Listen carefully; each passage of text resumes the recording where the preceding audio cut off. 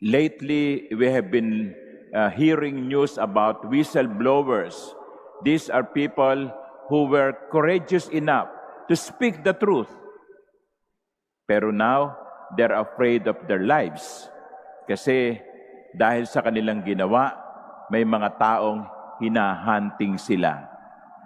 Kaya siguro kung minsan, sinasabi natin, Lord, ang hirap-hirap namang sumunod sa iyo. No? Ginagawa ko na ngayon tama.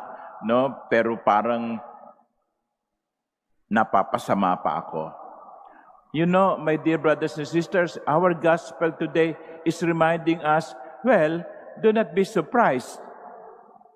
If you want to be a disciple of Christ, you must be ready for this. Why? Because no disciple is above his teacher. No slave is above his master. If the teacher suffered persecution, then expect, no, as a student, a disciple, to experience the same. Kung ang Panginoon natin ay pinako sa krus, no, bakit tayo magugulat kung tayo din ay baka ipako sa krus? So, anong sinasabi ng Ebanghelyo?